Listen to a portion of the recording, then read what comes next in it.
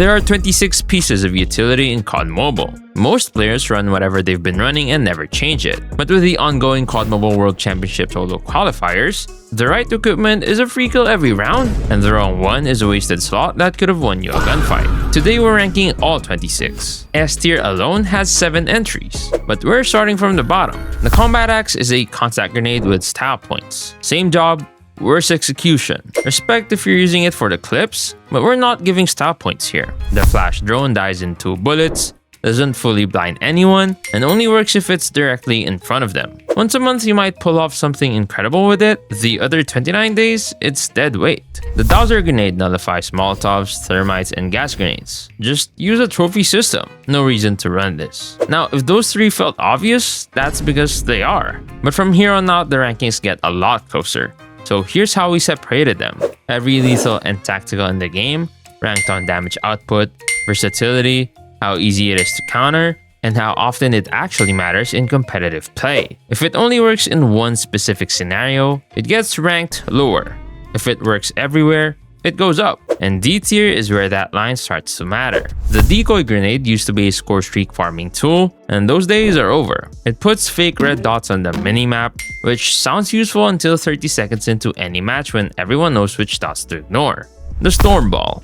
A worse smoke grenade, less practical, harder to place consistently, and easy to play around. If you want visual cover, the smoke grenade does everything this does and does it better. The drill charge and flash strike, burn through a wall or flash through a wall. In theory, useful. In practice, you'll miss almost every time. An echo grenade gives you better information without the guesswork. I have never seen anyone use either of these correctly since they launched. Now, C tier is where things start getting debatable. The cluster grenade doesn't solve a problem that a better option doesn't already solve. If you want area denial, run a Molotov. If you want explosion damage, run a contact grenade or a sticky. There's no scenario where this is your best choice. The cryo bomb has the same problem. Molotov does area denial better, concussion does slowing better. Its one advantage is its high health, making it hard to break, but that alone isn't worth the slot. Fully countered by Dauntless. But this next tier is where most players sit without realizing there's a clear upgrade waiting for them. C4 traumatized a lot of players back in the day, but right now, it's basically a manual trip mine. It's one niche, catching players who run hardwired, since they'll walk past the trip mine but not a C4 you detonate yourself. Countered by Flak Jacket. This next one surprised me. The inflatable decoy is easy to tell apart from a real player, but your eyes will still lock onto it. Even if you know it's fake, you'll hesitate, and that hesitation gives away your position. Players can hide behind it or next to it. The catch is you can't spam it, because the moment it becomes predictable, it stops working. The stim shot is health regen in your pocket. If you're on a fast-paced rushing style without quick fix, the stim shot fills that gap, but it's locked to that one playstyle, which keeps it in B tier. The heartbeat sensor. Pull it out, see where enemies are. In CDM and search and destroy, that's valuable. But in respawn modes with constant chaos, you'll never have time to check it. Fully countered by Ghost. The Echo Grenade.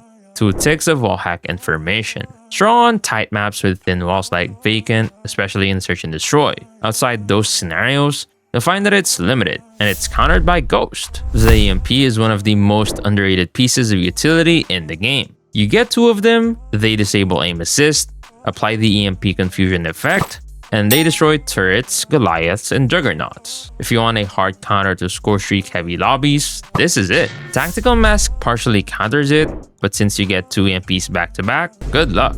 Now, everything up to this point has been solid but situational. A tier is where the equipment stops being a nice to have and starts winning you gunfights. If you want to climb in solo qualifiers, most of these should already be in your ranked loadouts. The thermite used to be stronger. Right now it's a smaller Molotov that sticks to walls and throws further. That range advantage matters, but the Molotov does area denial better overall, countered by Flak Jacket and Dauntless. The frag grenade. Most common in the game. Hold a pin, 5 seconds, it detonates. Nothing complicated, nothing fancy. A tier because consistency has value. The flashbang. Blinding a player is almost as strong as removing their ability to ADS. The catch is that experienced players with a good sensitivity memory can reposition even while flashed. Against average opponents, devastating. Against top players, it buys you time but won't guarantee the kill, countered by tactical mask and survival training. The sticky nade are a personal favorite. doesn't bounce, the timer starts from the moment you throw, and it deals more damage than a frag. Easy lineups, high damage, and the enemy can throw it back. If you want a reliable lethal damage with clean setups, the sticky is the answer. Only counter is Flak Jacket. The smoke grenade works on offense, defense, rushing, and temporizing. It does everything, but it can also help your enemies if you place it poorly, and that double-edged nature is why it's A tier instead of S. There is no counter to smoke, not one, unless you have a trophy system. And now, S tier, 7 entries, and every one of these is the difference between winning and losing a ranked game. The Trip Mine. Walk on it, you're dead. Corner, bomb site in S&D, spawn point in respawn, any high traffic access point.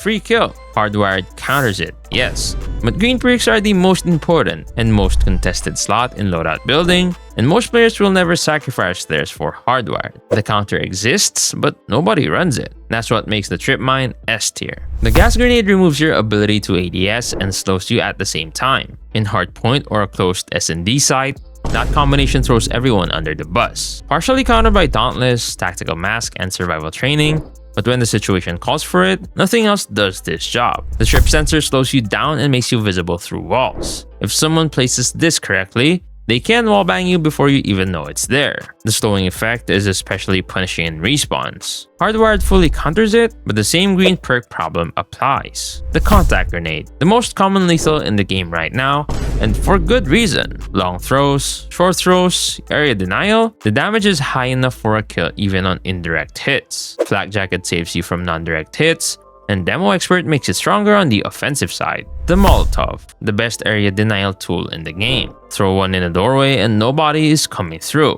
Pair it with a smoke grenade so the flames are hidden, and enemies take advantage walking through without seeing it. Partially countered by Dauntless and Flak Jacket, but there is no full counter to a Molotov. The Concussion Grenade, a grenade that stops you from moving and blocks you from rotating, is obviously strong. But instead of telling you how strong it is, here's how to counter it. Dauntless avoids the slowing effect. Tactical Mass reduces the duration. Survival Training counters the concussion effect about twice every minute. 3 partial answers, and none of them fully solve the problem. The Trophy System.